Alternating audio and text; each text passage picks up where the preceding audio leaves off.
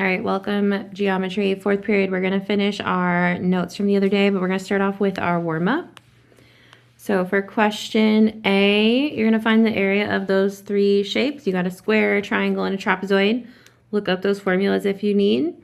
And you're gonna find the area of all three and then add them together. I will give you one hint.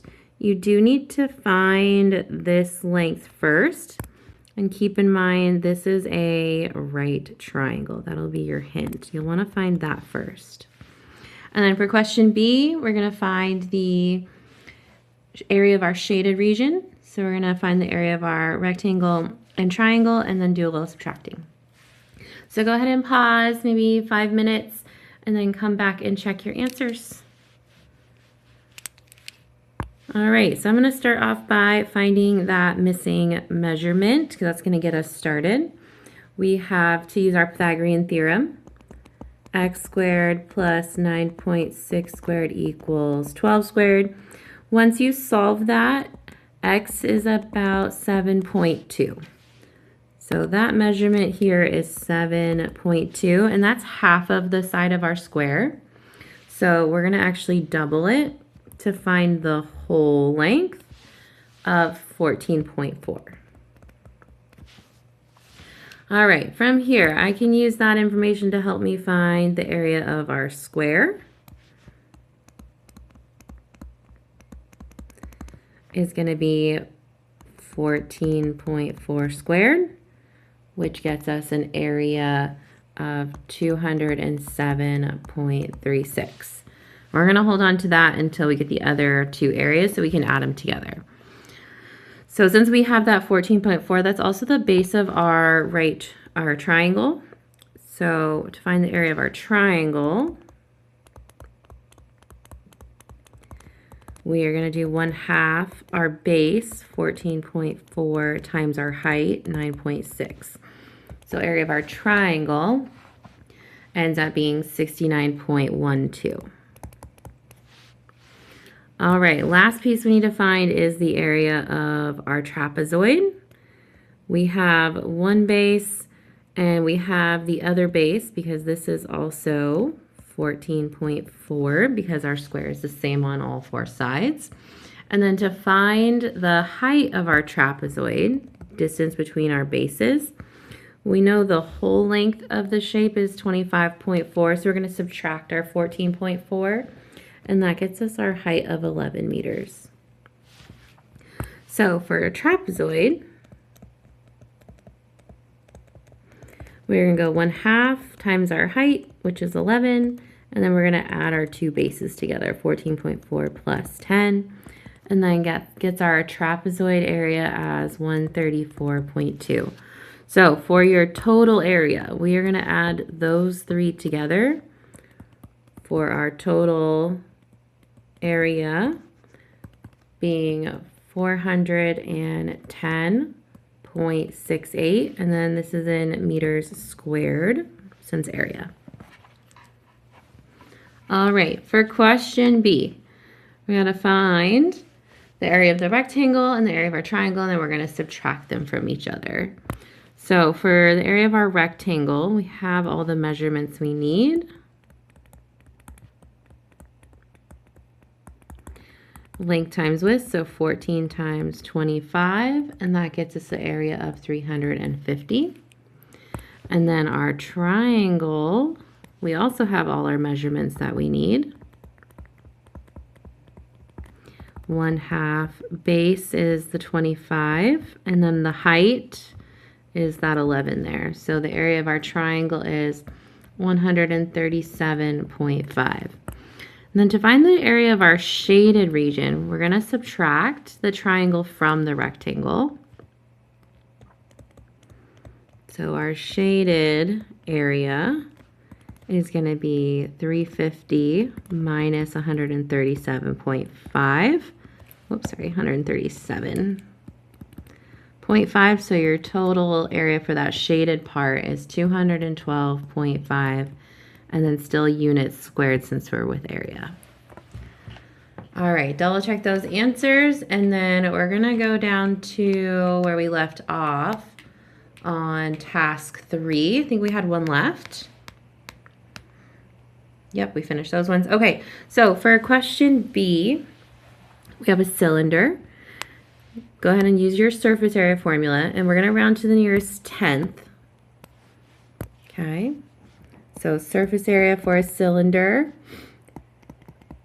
2 pi r times our height plus 2 pi r squared, because we got that lateral surface area and then 2 of those circles. So go ahead and pause and then check your answer. So for surface area, they gave us the diameter on our picture. We do need the radius, which is 11. And then 6 is our height, because that's our distance between our two bases. So we're going to plug everything in. 2 pi times our radius of 11, height of 6. 2 pi times our radius, 11 squared. So I like to do this in parts because you're not going to always round.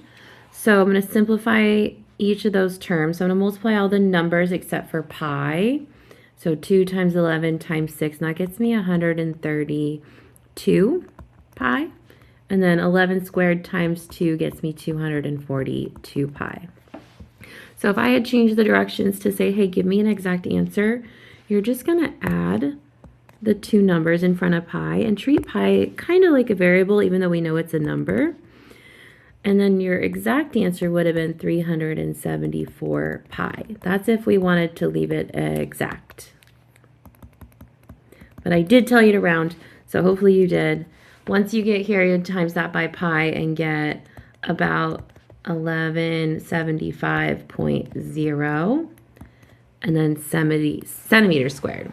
And if you don't have the 0.0 because that rounded that way, that's totally fine. All right. So the rest of the tasks here, task 4, is using our surface area formulas that we have so far to kind of find a missing measurement and go backwards.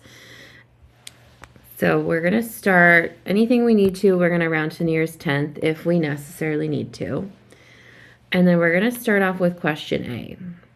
So question A is asking us to find the length of the missing base. So the base of our trapezoid is missing, this one right here. Those are the same. We are only given the surface area of our trapezoid. So we're going to kind of do this in two parts. We have the area formula for a trapezoid, 1/2 height, base 1 plus base 2. But one of our unknowns is going to be base 1. So for area of our trapezoid, that's our capital B in our surface area formula. So I'm going to change that to a B real quick.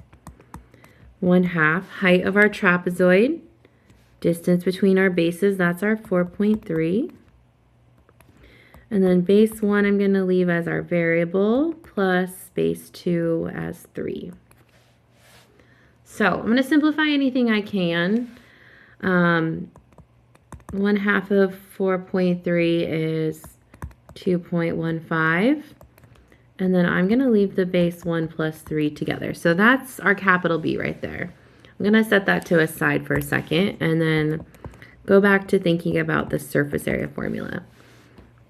Surface area is our height of our prism times the perimeter of our base plus 2 times the area of our base. So careful plugging things in because it's going to get a lot of numbers. They gave us the surface area. So that goes in for our SA, 131.3. Height of our prism, that's our distance between our bases, so 4. Perimeter of our base, this is where we are going to have the variable again. So we don't know base 1, so I'm going to do the perimeter on the side. Perimeter is going to be those 4 sides added together. 3 plus 5 plus 5 plus base 1. So we end up with 13 plus base 1. So that's going in for our perimeter. So we end up with another unknown, but it is going to be the same unknown that we're going to still find. Plus 2 times capital B. And this was our whole thing equivalent to capital B. 2.15 base 1 plus 3. All right. So careful with your order of ops here. I'm going to zoom in so we can see a little bit better. Let's get rid of some of these parentheses. So we're going to distribute, and then I want to do this parentheses first. I'm going to distribute on the inside. Always work inside out.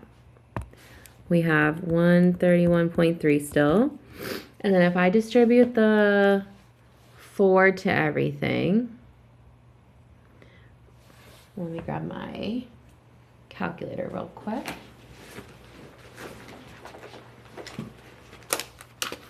I go 4 times 13. And that's going to get us 52 plus 4 times base 1. And then I still have a 2 outside of this parenthesis here. We're going to have 2.15 times base 1 plus 2.15 times 3, which gets us 6.45. Let's get rid of these last parentheses. Distribute that 2 in. 131.3. I got 52 plus 4 times base 1. And then 2 times our 2.15. Let me push that in right. 2 times 2.15. We get 4.3 times base 1. And then 2 times our 6.45 is 12.9. All right, got rid of our parentheses, a little less messy, but we're going to combine some like terms. So I can combine the 2 numbers in front of the variable, the same variable, and then I'm going to combine my whole numbers or constants here. So I guess that's not a whole number, the last one. 131.3 again, and then we got 52 plus our 12.9, 64.9, and then 4 plus 4.3 is 8.3 base 1. All right, we're getting less and less messy as we go. 2 more things to do. We're going to subtract this 64.9 from our 131.3. 64.9. So we have 66.4 equals 8.3 base 1. We're almost to base 1. We're going to divide by 8.3. And then our height, oh, it's a nice whole number for us. We get 8 meters. Sorry, not height, our base 1 that we're finding. So something like this. I know we kind of walked through it a little mostly together if you didn't pause it. Try to do it in a couple steps. If the base 1 is throwing you off, feel free to replace it with X. Just remember that you changed it to X, and that's fine. But when you have parentheses, work inside out. All right, so try question B and C and D as much as you can. If you need to pause, pause for now. If you need to play it as a class, that's fine. You also, if you have any questions or one everybody was really stuck on, make a note, and then you guys can let me know on Monday. We can do that together. So pause and try the other 3. All right, if you're ready to check B, we have a hexagonal prism below, and they gave us the surface area. And they also gave us the area of one base, because I have not shown you how to find the area of those things, and we're not going to probably get to that till end of the year if we have time. Our goal is to find the height of our prism. So I'm going to start off with my surface area formula, HP plus 2B. So for our surface area, this part, they gave it to us. That is our 763.2 equals the height of the perimeter, height of our prism we're trying to find. But I do can find the perimeter of the base. So every side is 8, and there's 6 of them. So 6 times 8 for our perimeter is going to get us 48. So I'm going to plug in 48. and then 2 times the area of our base. Here's the thing, we have that. It's up here, area of one base, 165.5. All right, this one's a little less messy than our trapezoid missing piece because that had lots of variables. All right, so I'm going to multiply and get rid of some parentheses. So 2 times 165.5, 763.2 equals, we got 48H plus 331. Subtract your 331 from both sides. We have 432.2 equals 48H. Last step, divide by 48, and our height ends up being 9 inches. All right, double check it. Make a note if you have any questions on this one. Anything you guys need to, we can touch again on Monday before the mastery check. All right, if you're ready to check question C, surface area of our cereal box is given. And we have this is the shape of our rectangular prism. So that is our 2 length width, 2 length height, and 2 width height. So length is the one we're solving for, but the other ones we can label as width and height. And then we're just going to plug it in and do the same idea of solving. They gave us our surface area, 272, 2 times our length, and then I've labeled width as 2, plus 2 times our length, and then the height was 12. 2 times width was 2, and height was 12. All right, let's simplify what we can. We have 272, and then 4L, plus 2 times 12, 24L, plus all of that, 48. All right, combine our like terms, and then I'm going to also move the 48 over to the other side. Same step here. We have 224 equals 28L. Divide by 28, and we should get 8 inches as our missing length. All right, remember for surface area of our rectangular prisms, if your formula was in a different order, that's totally fine. You just need to make sure you have 2 of each of those rectangles. All right, so question D, last one. This one is using surface area of a cylinder. So I'm going to get that formula for us. Surface area of our cylinder is 2 pi r h 2 pi r squared. So they've given us some information. We have the surface area, so 51.84 equals 2 pi. I'm going to leave a little space for r, and we're finding the height, so I know that's going to be my unknown. And then r squared. So we got to figure out r. R is, they gave us the diameter. So the diameter is 3, the radius is going to be 1.5. Cut that in half. Okay. From here, we are going to solve for h. You're going to try to do your very, very best of not rounding till the very end. So if you rounded at the earlier, just keep that in mind. You only round once in these problems. So we're going to make it look kind of messy, but then plug it in our calculator at the end. So 2 times 1.5, I'm back to the 3, pi h. 1.5 squared is 4.5. So this whole thing is 4.5. And then 4.5 times, actually no, it's not 4.5.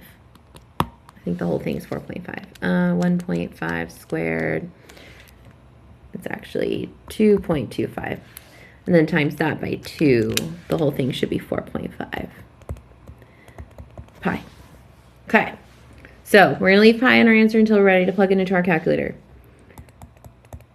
So we're going to subtract our 4.5 pi. So I have 51.84 minus 4.5 pi equals 3 pi h. How do we get h by itself? Divide.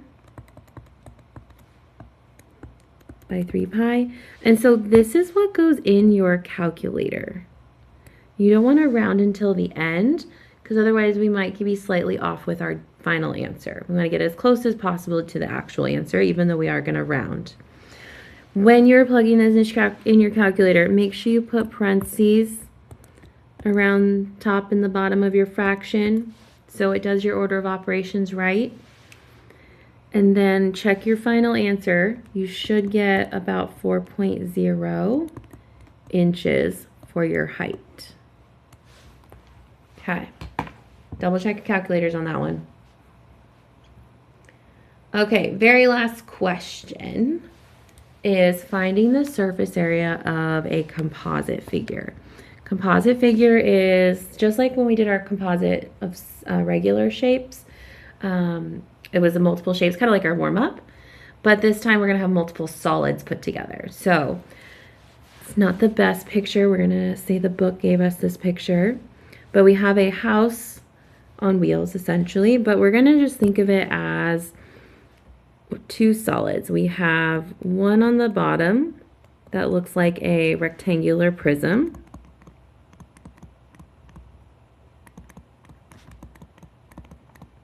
Okay.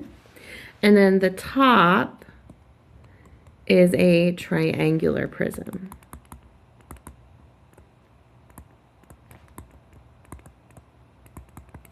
When we're finding the surface area of a composite solid, we have to think about what part is not going to be kind of touching the air.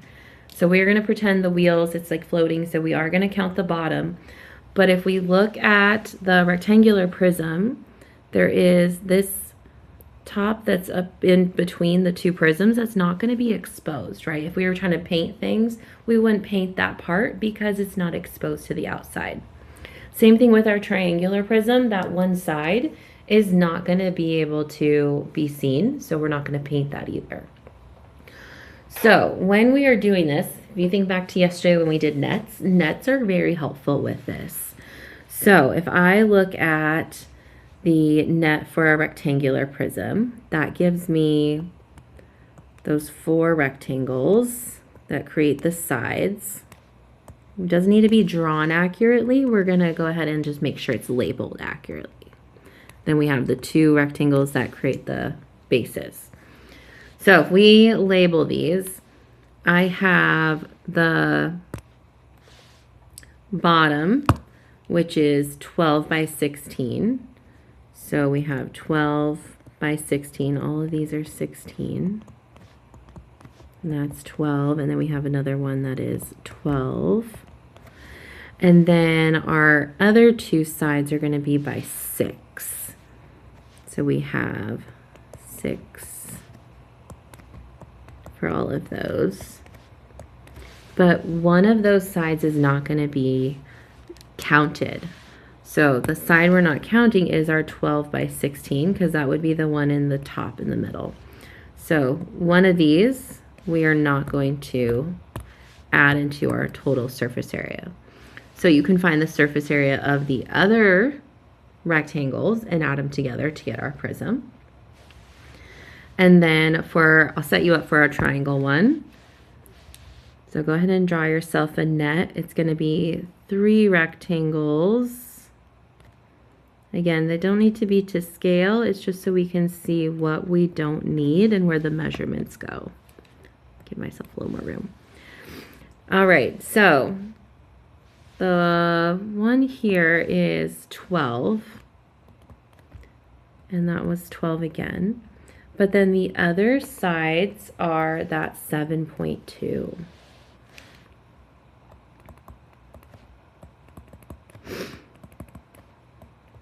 Okay.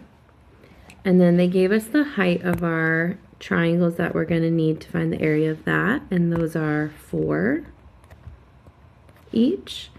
And then the full length is 16, same as our rectangular prism. All right. So if you think about it, if we folded this back up and put it on top of our house, the part we don't need is this rectangle. This is the one that is going to be covered once we put them on top of each other. All right, using my nets, go ahead and find the surface area of what we need, and then come back and check. All right. So if we are checking, we have a couple different things. We have this rectangle and this rectangle are the same. So we're going to call that rectangle 1. So 6 times 12, we have 2 of them.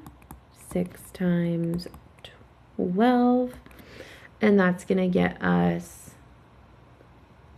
144. And then we have rectangle 2. 2 of those are going to be the same. Rectangle 2, we got 2 of those. 16 times 6, and that gets you an area of 192. And then for rectangle 3, we only have one of them because the other one we canceled out. It's not exposed to the outside. So for rectangle 3, we're not going to multiply it by 2, but we're going to do 16 times 12, and that gets us 192. So the total surface area, we're going to add these 3 numbers together with the other ones we find on our triangle prism. So I'm going to wait to add them together to the end. For our triangle prism, we have these 2 rectangles. I don't know why I labeled it 2, but we're going to go with 2. So rectangle 2 over here, we have 2 of them. We have 16 times 7.2. And then multiply those by 2 to get 230.4. And then our triangles, we also have 2 of those, and they are the same. So 2 times 1/2, that's going to undo each other, so we're really just going to do our base times height. So 12 times 4, because those cancel. And 12 times 4 gets us 48.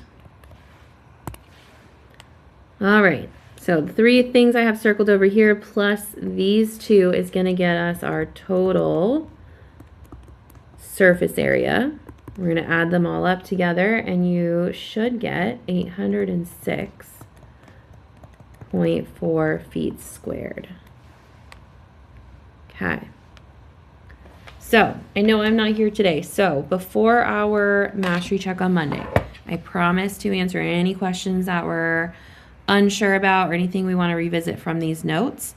But for the rest of class, you're going to have time to work on your homework. You got it yesterday.